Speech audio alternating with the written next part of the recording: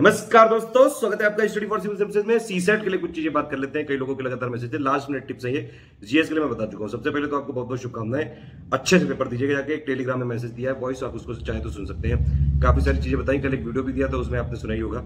CSAT के लिए last में क्या ध्यान रखना चाहिए, देखिए सीसेट में 100 सवाल आएंगे, 200 नंबर का पेपर है। आपको कुल मिला के 33% मार्क्स लाने हैं। इसमें क्वालिफाइंग पेपर है सिर्फ ये, इसमें ज्यादा टेंशन लेने की जरूरत नहीं। इतने सवाल होते हैं कि आप आराम से निकाल सकते हैं।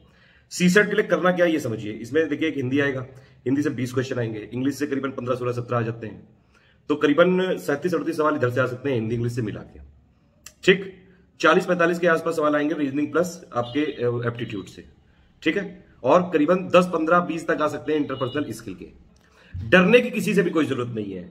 इंग्लिश में और हिंदी में दोनों में आता है पैराग्राफ। मेरी राय अगर मानिए तो सबसे पहले आप पैराग्राफ करिएगा, क्योंकि पैराग्राफ में ये रहता है कि आपको एकदम फ्रेश माइंड से करना है वो। अगर लास्ट में पैराग्राफ किया जाए तो जो आपके क्वेश्चन श्योर शॉर्ट सही हो सकते हैं वो गलत हो सकते हैं। ठीक है, सबसे पहले उठाइए 5 इंग्लिश के पैराग्राफ आते हैं पैराग्राफ वाले, और प्लस 5 हिंदी के। एक पैराग्राफ होगा इंग्लिश में, एक होगा हिंदी में। 5-5 क्वेश्चन उसके बेस पे सॉल्व करने होते हैं, और ये बेहद इजी है। पीसीएस की तैयारी कर रहे हैं आप, इतना पढ़ाई करी हुई है आपने कि एक पैराग्राफ से आप आंसर छाट सकते हैं।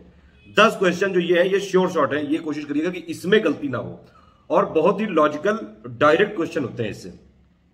ये यूपीएससी नहीं है, यहाँ पे कोरोनरी टाइप नहीं आता है। यहाँ पे बिल्कुल सिंपल एक लैंग्वेज में इंग्लिश का पैराग्राफ दिया होगा, एक हिंदी का, और उसके बेसिस पे क्वेश्चन पूछे होंगे।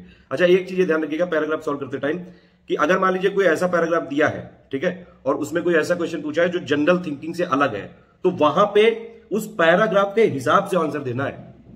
जो पैराग्राफ में लिखा हुआ है वही सत्य है। उस पैराग्राफ को पढ़ने की तरकीब ये, एक बार आप उसको जनरली पढ़ डालिए, ठीक, ऐसे ही मतलब नॉर्मल से एकदम ऐसे, बस ऐसे पढ़ लिए जितनी लाइनें दी हैं, ठीक। तुरंत उसके क्वेश्चन देखिए, 5 क्वेश्चन जो दिए कि अच्छा इसमें ये पूछा, इसमें ये पूछा, इसमें ये पूछा, ठीक। फिर दोबारा पढ़िए और फिर उसमें मार्क करते जाइए तुरंत। और इसमें ये करिए, पैराग्राफ में 5 क्वेश्चन को तुरंत पहले पेपर पे आप ऐसे ऐसे जरा पॉइंट कर लीजिए, फिर एक साथ गोला फिल कर दीजिए। एक पैराग्राफ के एक साथ, दूसरे पैराग्राफ के एक साथ। 10 क्वेश्चन ये सबसे पहले शॉर्ट शॉर्ट ठीक करने हैं। अब बचे 23, वो 23 कहां से लाए जाए, उसके लिए भी है पेपर में इंतजाम है। देखिए, आप या तो इंग्लिश मीडियम होंगे या हिंदी मीडियम होंगे, कोई तो मीडियम होंगे ना, एकदम ही लुल्ले थोड़ी ना होंगे। कुछ तो पढ़ा होगा आपने कभी जिंदगी में, बोर्ड एग्जाम में पढ़ के आए हैं। इंग्लिश भी पढ़ी है, हिंदी भी पढ़ी है, रीजनिंग भी पढ़ी है, एप्टीट्यूड भी पढ़ा हुआ होगा। 8 साइड है, तब भी थोड़ा बहुत बेसिक क्लासेस तक तो पढ़ा होगा। इंटरपर्सनल स्किल वाले सवाल सबसे लास्ट में छुइए, ठीक है। अब इसमें ये समझिए कि अगर आप इंग्लिश मीडियम है तो इंग्लिश के जो 16-17 सवाल है वो तो कर ही लोगे। डायरेक्ट इनडायरेक्ट और जो है एक्टिव पैसिव वाइज में हमेशा क्वेश्चन आता है। एक बार जाते जाते डेफिनेशन देख लीजिएगा, जरा सी डेफिनेशन, एक लाइन की नॉर्मल से, उतना देख लीजिए। तो अगर मान लीजिए इंग्लिश वाले हैं आप, इंग्लिश मीडियम वाले हैं, तो करीबन 16 क्वेश्चन आपके ये सही हो जाएंगे। इंग्लिश मीडियम वाले हैं तो 16 ये हुए, 5 आपने हिंदी के निकाल लिए, 21 ये हुए, 12 ही तो बचे। रीजनिंग और मैथ अगर आप एप्टीट्यूड देखें, उसमें सारे क्वेश्चन नहीं होते हैं टफ। आप अगर कई बार ऐसा भी होता है, देखिए बहुत सारे फॉर्मूला आपको कुछ नहीं पता, छोड़ दो, सब जरूरत ही नहीं। कुछ क्वेश्चन इतने नॉर्मल होते हैं, जैसे आपका ये रिलेशनशिप वाला। अब रिलेशनशिप वाले में कि ए की माँ ये है, बी है, बी की माँ सी है, सी का जो है पापा वो डी है, ऐसे करके क्वेश्चन होता है कि बताइए आप ये सामने जो चित्र देख रहे हैं ये कौन है, ऐसे करके। उसमें सिंपली एक चीज ये करिए कि जो भी उसमें बोला जा रहा है उसको अपनी जिंदगी से रिलेट कर लो, ठीक है। उसमें एक जो मेन पॉइंट है जहां से सब रेफरेंस ले रहे हैं वो अपने ऊपर बना लो, फिर अपनी मम्मी देख लो, फिर अपना भाई देख लो, अपना बहन देख लो, और उसमें पूरे तार जोड़ लो कि उसमें जो रिलेशन है वही उसका आंसर है। अगर ये अपनी जिंदगी से रिलेट करके किया जाए तो बहुत सरल होता है, कोई ट्रिक नहीं जरूरत है, कोई भी ट्रिक जरूरत नहीं है इसमें। एक ऐसे ही होते हैं डायरेक्शन बेस्ड सवाल, उसमें क्या है, ऊपर की तरफ नॉर्थ, नीचे की तरफ साउथ, इधर की तरफ ईस्ट, उधर की तरफ वेस्ट, ऐसे करके बना लो पेपर में सामने। अब बस मेन जो उसका सेंटर है वहां से करते जाओ। वो कहे कि भैया राम पहले ईस्ट जाता है तो ईस्ट जाओ, फिर कहे कि भैया साउथ जाता है तो साउथ मुड़ जाओ। मतलब अपने आप को वहां खड़ा कर दो सेंटर पॉइंट पे, और वो जैसे कहता जाए इधर। अब देखिए, अब मान लीजिए पेपर में मैं बता रहा हूं, पेपर में ऐसे नॉर्थ साउथ ईस्ट वेस्ट ऐसे बना लिया आपने, ठीक है। अब उसमें जैसे वो कहता जाए उसको पेन को वहां ऐसे रख के करते जाओ, और उससे एकदम जो है पोजीशन क्लियर हो जाएगी। ये वाले क्वेश्चन बहुत इजी होते हैं। इसके बाद कोडिंग वाले क्वेश्चन होते हैं, कुछ में कोड दिए रहते हैं, ABCD का कोड ये है 1 2 3 4, फिर NMOP का कुछ कोड है 5 6 7 8, ऐसे करके आप बताइए ANP का क्या हो जाएगा। तो ये वाले क्वेश्चन सिंपली जो कोड है वही उसका नंबर है, उससे सॉल्व हो सकते हैं। कई बार ये वाले सवाल होते हैं जो ABC फिर EFG, फिर उसमें आगे आ गया कुछ MNP, उसके बाद क्या आएगा बताइए। तो ये बिल्कुल लॉजिकल सवाल होते हैं, इनको सबसे पहले ढूंढ के करिए। तरीका यही है, सबसे पहले पैराग्राफ ढूंढ कर लीजिए, 10 सवाल, वो 10 सही करने हैं, ठीक। इंग्लिश मीडियम वाले हैं तो इंग्लिश वाले आपके सही हो जाएंगे। फिर किसी तरह रीजनिंग मैथ में, मतलब फिर क्या करिए, 1 से 10 जब आपके हो गए, दोनों पैराग्राफ आपके खत्म हो गए, फिर कोई भी मीडियम वाले हो आप, शुरू से लेकर लास्ट तक पूरे पेपर को गो थ्रू करते जाइए। जो होता जाए करो, नहीं हो रहा है छोड़ो, करो छोड़ो, करो छोड़ो। जो जो होता जाए वो करते जाओ, नहीं आ रहा छोड़ते जाओ, बिल्कुल कूल। यहां पे कोई कट ऑफ का खेल नहीं है, कोई मैक्सिमम मार्क्स नहीं लाने, सिर्फ क्वालिफाई करना है बस। इंग्लिश मीडियम हो तो मैंने बताया आपको इंग्लिश वाले क्वेश्चन निकाल ले जाओगे, प्लस आपको जो है हिंदी वाले पैराग्राफ के तो निकाल ही लेना, बाकी ना समझ में आए तो भी। और रीजनिंग मैथ से किसी तरह 12 सवाल ढूंढने हैं बस, ठीक।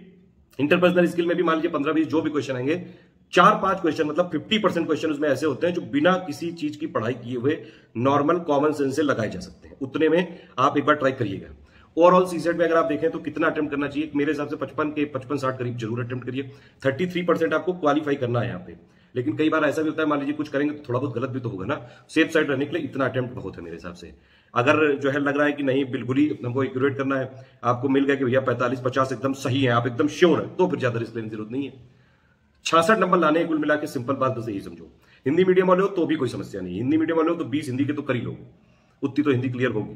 फिर आपके पास कितने 13 ही सवाल तो बच्चे ढूंढने को। कम से कम इंग्लिश के जो बेसिक पैराग्राफ वाले 5 उधर से ढूंढो, 20-5-25 हो गए। फिर मैंने बताया कुछ ऐसे सवाल होते हैं जैसे रिलेशनशिप, डायरेक्शन वाले, कोडिंग वाले। एक और सवाल आते हैं, एक कच्चा है, आप शुरू से आपकी 15वीं पोजीशन है, लास्ट से आपकी जो है 28वीं पोजीशन है, ठीक है। इसमें 4 लोग एब्सेंट हो गए, 3 लोग फेल हो गए, बताइए कितने कक्षा में स्टूडेंट। ऐसे क्वेश्चन आते हैं। अब इसमें सिंपली कोई फॉर्मूला नहीं लगाना है, एक आप अपना सीधा फिगर बनाइए। शुरू से 15वीं पोजीशन है, मतलब आप 15वें नंबर पे हो तो आपसे पहले 14, तो 14 इधर। लास्ट से 29वीं पोजीशन पे हो तो इधर 28, तो 28 14 प्लस 1 आप, ये टोटल हो गए। अब जितने लोग फेल हो गए उनको जोड़ दो, जितने अनुपस्थित थे उनको जोड़ दो। बिल्कुल सिंपल कॉमन सेंस लगा के अगर आप ये वाले क्वेश्चन करिए, थोड़ा टाइम लग सकता है, ट्रिक विक की जरूरत नहीं है वहां पे। ये पेपर सीसेट वाला वैसा नहीं होता है कि बहुत ज्यादा जो है कॉम्प्लेक्स टाइप के सवाल पूछे जाएं। सिर्फ नॉर्मल आपका चेक करना है कि भैया नॉर्मल एप्टीट्यूड है कि नहीं, थोड़ा बहुत जो है चीजें सॉल्व कर लेते हो कि नहीं, बस। तो इसीलिए तो क्वालिफाइंग रखा गया, अदरवाइज इसको भी नहीं रैंक में जोड़ लेते। तो सिर्फ आपको आपका टेस्ट करना है। और इसीलिए इस पेपर को इस तरह से बैलेंस किया गया है कि इंग्लिश भी है, हिंदी भी है, रीजनिंग भी है, एप्टीट्यूड भी है, इंटरपर्सनल स्किल भी है। मतलब कुछ तो आता ही होगा ना, किसी तरह बस 33% निकालने हैं, बस सब हो जाएगा आराम से। हिंदी मीडियम वाले मैंने बताया आपको 20 उधर हिंदी निकालो, 5 इंग्लिश वाले ये तो निकाल लो। और इंग्लिश में भी बहुत सरल सरल क्वेश्चन होते हैं, कई जगह स्पेलिंग मिस्टेक पूछ लेते हैं, डायरेक्ट इनडायरेक्ट पूछ लेते हैं, एक्टिव वॉइस पैसिव वॉइस पूछ लेते हैं। तो ये थोड़ा बहुत एक बार देख लो, आधे घंटे से भी कम लगेगा। डायरेक्ट इनडायरेक्ट की जो है डेफिनेशन देख लो, एक्टिव वॉइस पैसिव वॉइस की डेफिनेशन देख लो, बस आराम से हो जाएगा सब। और पूरे पेपर में फिर क्या करना है, सबसे पहले याद है ना, पहले सबसे पैराग्राफ वाले 10, उसके बाद 1 से लेकर 100 तक लास्ट तक जाने हैं। जो आते जाए करते जाओ, जो नहीं आते जाए छोड़ते जाओ। और फिर जैसे ही आपका ये राउंड कंप्लीट हो जाए, अगर देखो 50-55 निकल रहे हैं किसी तरह, तो ठीक है, फिर आराम से रिलैक्स होके थोड़ा बहुत जब तक टाइम बचा थोड़ा और ट्राई करो, क्या पता और निकल जाए। शुरू में आपको वही वाले सवाल कर रहे हैं जिसपे किसी तरह पकड़ बन जाए पेपर में, तो वो 10 सवाल जो पैराग्राफ वाले हैं वही सबसे पहले करिएगा। इसमें डायरेक्टली 1 से लेकर 100 तक नहीं जाना है। सबसे पहले पैराग्राफ, इंग्लिश का हिंदी का दोनों के अच्छे से एक बार पढ़ा, क्वेश्चन देखे, फिर पढ़ा, तुरंत अटेम्प्ट कर लिए, गोला फिल करा, फिर 1 से लेके 100 तक गए। जो तुरंत निकल रहे हैं करते जाओ, और जो नहीं आ रहे हैं छोड़ते जाओ। कुल मिला के 50-55 अटेम्प्ट, 60 अटेम्प्ट हो गया, बहुत है। 33% लाना है बस, और ज्यादा लोड लेने का नहीं। एक चीज और करना, पेपर 1 की मत मिलाना, पेपर 2 देने से पहले की मत मिलाना, अदरवाइज कई बार मूड खराब हो जाता है, तो सीसेट वाला पेपर आते हुए भी खराब हो जाता है। मेरे हिसाब से इतनी टिप्स बहुत है, आराम से करके आओगे, टेंशन वाली कोई बात नहीं है। होप तो जाके